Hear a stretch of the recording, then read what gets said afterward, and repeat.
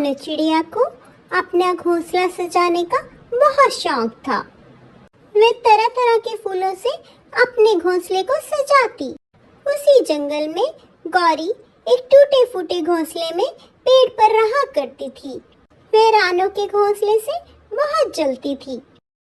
रानू का घोंसला तो बहुत सुंदर है, मुझे भी ऐसा घोंसला चाहिए।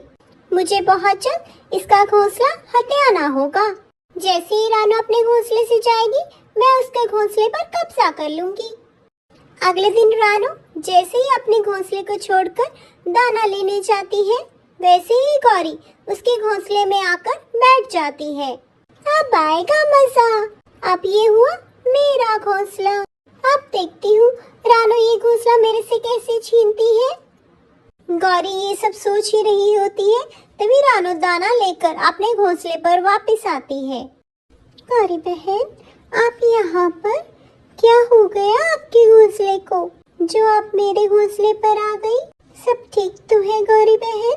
हाँ हाँ चिड़िया, सब ठीक है। और ये क्या तुम कही जा रही हो, मेरा घोंसला मेरा घोंसला? ये तो मेरा घोंसला है। लगता है तुम रास्ता भूल गई हो। ये आप कैसी बातें कर रही है गौरी बहन? गौरी और रानू का शोर सुनकर कबूतर वहाँ पर आता है। गौरी, रानू, क्या हो गया? देखिए ना कबूतर भैया, आप तो जानते हैं ये घोंसला मेरा है, पर गौरी ने इस पर अब कब्जा कर लिया। मैं गरीब कहाँ जाऊँ? बाप रे बाप, रानू तुम कितना झूठ बोलती हो। ये तो मेरा घोंसला है। आज सुबह ही मैंने अपने घोंसले को ताजे-ताजे फूलों से सजाया है। ऐसे लड़ने का कोई फायदा नहीं। तुम दोनों ऐसा करो, उल्लू महाराज के पास जाओ। अब वही तुम्हारी समस्या का हल करेंगे। कबूतर की बात मानकर गौरी और रानू उल्लू महाराज के पास पहुंचते हैं। महाराज की जय हो। उल्लू सरकार, अब आप ही हमारा फैसला करें। ये रानू चिड़िया मेरे से मेरा घोंसला छीनना चाहती है। अच्छा, तो ये बात है।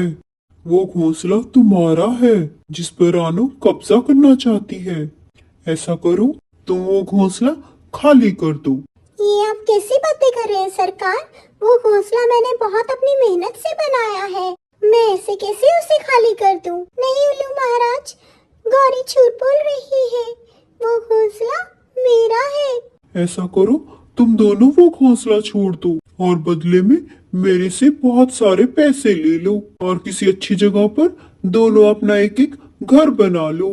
हाँ सरकार, यही ठीक रहेगा। इससे हमारा झगड़ा भी सॉल्व हो जाएगा और हमें एक एक घर भी मिल जाएगा। नहीं महाराज, मुझे अपना वही घोंसला चाहिए। मुझे पैसे नहीं चाहिए।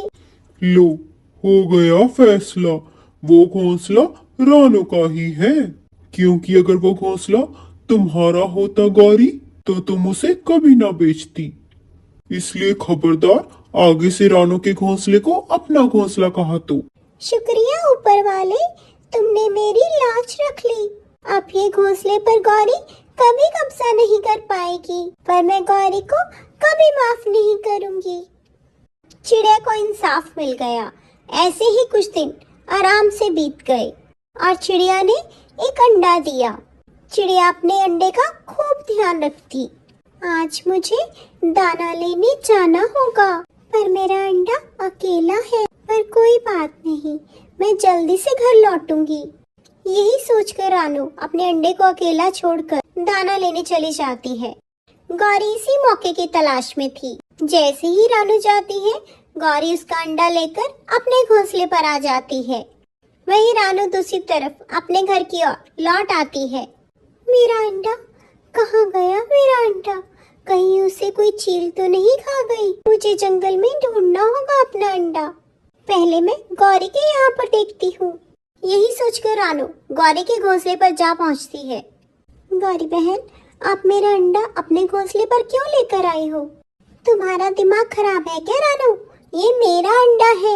मैंने आज ही इसे जन्म दिया है और तुम्हारे पास क्या सबूत है कि ये तुम्हारा अंडा है? गौरी बहन, आप ऐसे नहीं मानेंगी। चलें फिर उल्लू महाराज के पास। यही सोचकर एक बार फिर दोनों उल्लू महाराज के पास जाते हैं। महाराज, ये मेरा अंडा है। इस बार मैं सच बोल रही हूँ, यकीन मानिएगा, ये मेरा अंडा है। रानू चिड़िया, क्या गौरी सच बोल रही है? तुम्हारा क्या कहना है? महाराज, ये मेरा अंडा है। एक बार फिर गौरी इस पर अपना हक जमा रही है। गौरी, अगर इस बार तुम झूठी निकली तो तुम्हें मैं बड़ी सजा दूंगा।